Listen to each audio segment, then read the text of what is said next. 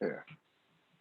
All right, I have 6 o'clock. I'll call the meeting of the Land Use Planning and Public Works Committee to order.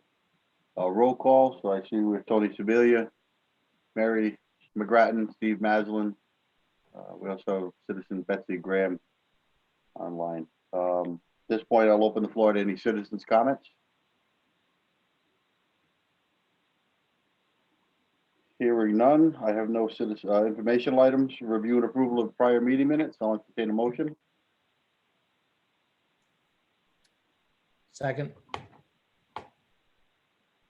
Okay. Any discussion, changes, corrections? All those in favor signify by saying aye. Aye. Aye. Opposed? So moved. Old business discussion and possible action to periodic review town list, the list of town-owned properties and update the list accordingly for the administrative assignment of administrative control. I still haven't received anything from Liz yet on that, so I'll have to get together with her to see where she stands with that list. So no action on that. Continued discussion regarding progress of enforcement blight issues. We have the enforcement officer's report. I don't see anything to note. There's been a couple of things that I brought up to the zoning department, Kevin, that have not been necessarily acted on. I don't know if they'll formally end up in our list or not, but I have had some conversations with Kyle Felice, our zoning enforcement officer, about some ongoing issues. Okay. We'll see that on the list in the future. Number 3, discussion regarding potential future uses for Clark Farm. I have no action on that either. And status update regarding security and safety concerns regarding park on East Street. So I haven't got any updates from the mayor on that, but I'm assuming that's with the increased police presence, things are getting better. Move on to new business. Would anybody like to amend the agenda to change or add, delete anything or add? Hearing none, I'll make a motion to authorize the mayor to enter an agreement with the town of Stonington for repairs to the Lantern Hill Road Bridge over Whitford Brook. Do I hear a second? Second. So moved. Any discussion? Steve, would you like to add anything? I know you're on mute. You're on mute, Steve. Thank you. So you all probably are familiar to various degrees of the situation at Lantern Hill Bridge. The information has been trickling out to the council along the way. So by way of quick synopsis, I'll say that the Finance Committee has already taken up both of these measures at their last meeting and felt that the Land Use Planning Public Works Committee should take it up as they have traditionally done in the past on matters of this nature. So this particular bridge issue here with Lantern Hill Bridge over Whitford Brook goes back quite some time, back to the mid-'80s, at least on the documentation that I have seen, where Stonington took it up as a cause, a concern because of the safety issues with respect to the configuration of the bridge. So it wasn't at that point a condition of the bridge issue, but more of a narrow bridge issue and kind of head-on traffic and things like that. If you've ever traveled on that bridge, you know exactly what that involves. Nothing has changed from that standpoint. But of course, over the years, now what that's 15, 35 years ago, you have to add deterioration to the equation. And the towns of Ledyard and Stonington worked together starting in around 2010 to come up with an approach to do this mutually, got online with the local bridge program and officially submitted an application according to an MOU that was signed in early 2016, so 5 years ago, between then Mayor Mike Finkelstein and first Selectman Rob Simmons. So that governed. As far as Ledyard's concerned, they did what they needed to do to comply with the terms of that, which was to take the lead in with respect to the administration of the grant program matter, and then come up with the 50% funding according to the MOU. And it wasn't until most recently that the Stonington Board of Finance, I would say within a year ago, they never fully funded it, but then they officially pulled the plug on going forward with the funding of the bridge. The bridge is fully designed. At least Stonington and Ledyard got as far as funding the complete design and permitting of the bridge. So the complete replacement has been fully approved by the state of Connecticut, at least as far as design, and it's been permitted by the Army Corps and the DEEP and local wetland, of course. That permit expires in August of this year. So technically it's still in place, but there's no mechanism without Stonington's support funding wise to go forward. And Ledyard would have to take, again, make a funding decision in conjunction with Stonington if at this point we were going to go forward immediately. So right now there's no viable way forward. And all of a sudden Stonington circled back around and got super interested in their bridges. This one among them had the engineer that did the design work for this bridge come on board and fully review all of their bridges, which are a sizable number. I think they have 20 plus or minus bridges, some also in closed and needing action in order to reopen. But to no one's surprise, of all those bridges, this bridge came up the lowest rated. And in the process of doing a more thorough evaluation, the engineer did some core borings and determined that it is unsafe enough to post it at this point with an 8-ton routine limit and a 12-ton emergency limit. Well, that 12-ton limit doesn't cover certain important vehicles, as you know, large fire vehicles and town plow trucks, etc.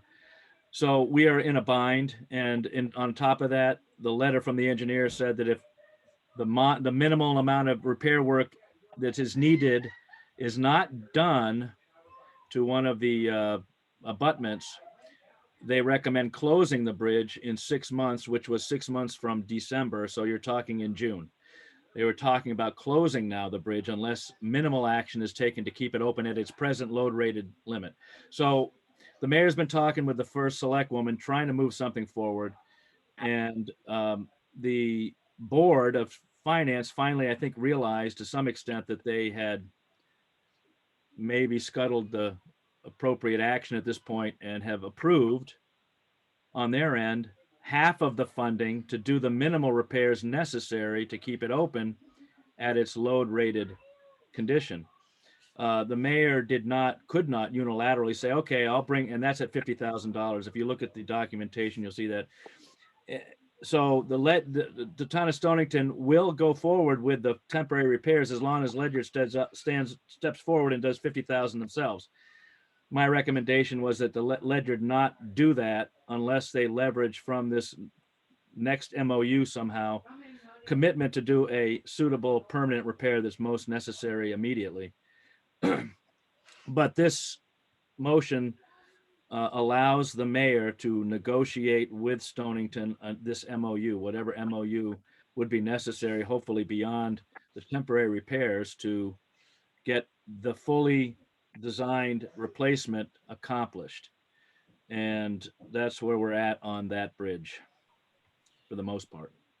Steve, just to clarify for those who may not be aware, that bridge is in Stonington's inventory, correct? Not ours? It's not officially on our inventory, though it, as you know, splits the boundary. Mhm. The state had to put it on one inventory or the other. And the state really, I talked to Francisco Fadul, who's the administrator at the DOT. They don't really care whose bridge it is and whom administers it and how they get to where they need to go. So to them, it's like, well, it just could have been a flip of a coin in a sense that it ended up in their inventory, but it is officially in their inventory. That just happens to be the case. All right, thank you, Steve. Any other questions? Okay, hearing none. All those in favor signify by saying aye. Aye. Aye. Opposed? Motion carries. Item number 2, motion to authorize the mayor to enter an agreement with the Providence of Worcester Railroad Company for repairs to the Brown Crossing road bridge over the Providence of Worcester Railroad. Do I hear a second? Second.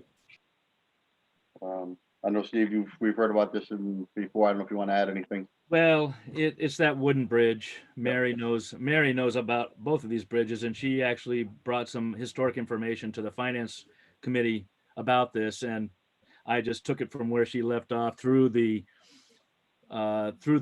present, and that included the isolation of people on the other side of the bridge from the end of Bluff Road at this point because of the desire of the owner of 52 Bluff Road to isolate traffic going through there as had been allowed. So the 3 properties across the bridge are really isolated and because of that and the needs they have, put heavy trucks at great risk in coming over that bridge. And it's apparent to those who have inspected the bridge that some trucks have been taking their chances, some heavy trucks. We, on behalf of the railroad company, posted that bridge at 3 tons at this point. It had been rated at 6 tons, which allegedly from the railroad company's technical people is the level at which it was originally designed. Naturally, that's not enough to handle the real needs at this time. So I've been working with a rep from the railroad company on behalf of the railroad, who's working on behalf of the railroad company to come up with a permanent solution. And that involves them doing a full modern highway rated structure if the town would then go forward and take over the maintenance responsibility when it's done. That's the essence of what we're looking at. And the mayor's been involved in the process along the way as and has had direct conversations with some representatives from the railroad company. But now we have a letter that you saw, I think you may have seen the confidential letter that extends the terms in writing and allows us to proceed. I think it's the time to go forward. I think it's really kind of, I don't know how else you would do it if it's now or never in a sense. And so there we go. I think it's important to point out there was a fire at one of those residences in the last year or 2. And they were unable to access the property with the equipment that they wanted to get down there. They were fortunate it was an ancillary building. It wasn't the main structure, but it just really points out the need for that to get repaired. It will involve agreements not only between the town and the railroad company, but also between the town and the 3 owners of property across that bridge as well. And I'm sure that they would welcome, it's not going to be hard to secure those agreements, I don't believe. But that's part of what the authority you're extending to the mayor as well is to do everything necessary to satisfy the terms to proceed with the railroad company's offer. Okay, thank you, Steve. Any other discussion? Okay, all those in favor signify by saying aye. Aye. Aye. Opposed? Motion carries. All right, next item on our agenda. Good night. Good night, Steve. Thank you. Bye, Steve. Night. Discussion of possible action to revise Appendix A, Town of Ledyard Hunting Rules and Regulations of Ordinance 100 TAC 018, an ordinance providing for archery hunting on certain town-owned lands to remove the Quakertown Preserve, Paint Mill Drive location at 334 Colonel Ledyard Highway, with transfer of property to the Avalonia Land Conservancy as approved by a special town meeting of October 28, 2020. So Roxanne had brought this to my attention, and Bill Soms had actually brought it to her attention that we kind of have to remove this as being a parcel owned by the town. Once we transfer, the transfer hasn't happened yet. Is that correct, Roxanne? That's correct. So once the transfer happens, we need to remove Quakertown Preserve from the appendix or add it differently to say that it's not owned by the town. Part of the agreement for that transfer is to allow the hunting going forward though, correct? Yeah, but from the ordinance standpoint, it says town-owned land. So we'd have to revise the appendix to say it would be allowed there upon approval of the Avalonia Land Conservancy. Okay, so it's basically just an administrative on and Yeah. off. Right, and because it's just the appendix, it doesn't have to go to the full hearing for the ordinance itself, because we're only, it's only in the appendix. So my recommendation is in the appendix itself on section 5. It says hunting shall be limited to the following properties owned by the town of Ledyard. And you would delete B, which is Quakertown Meadows, or Quakertown Preserve, Paint Mill Drive. We may have to rewrite this.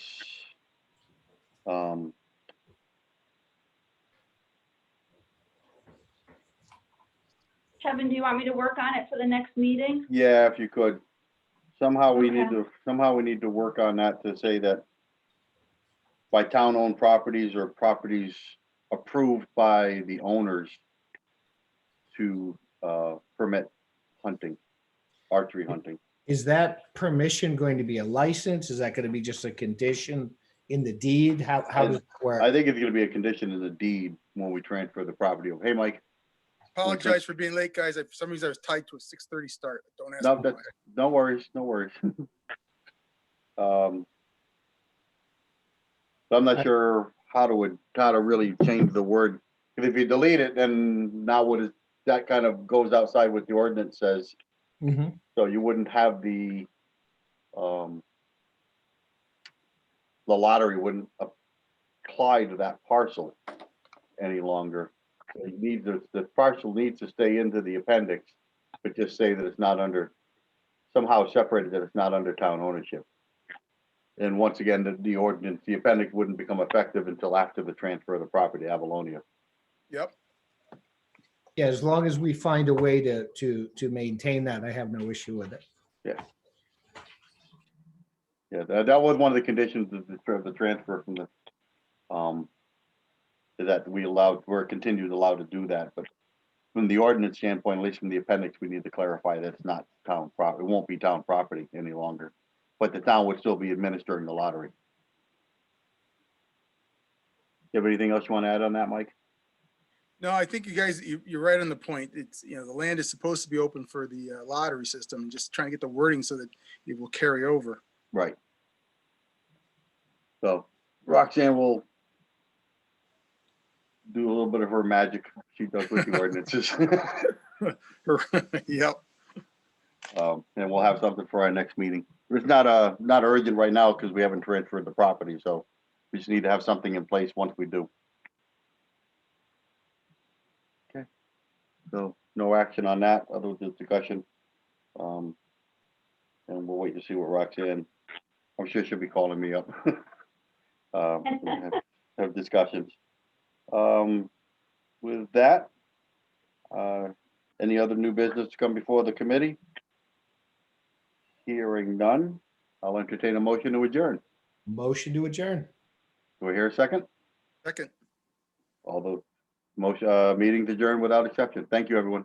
Thank you. Sorry for being late, guys. That's okay, Mike. No worries. No worries. Take care. Take care. Take care.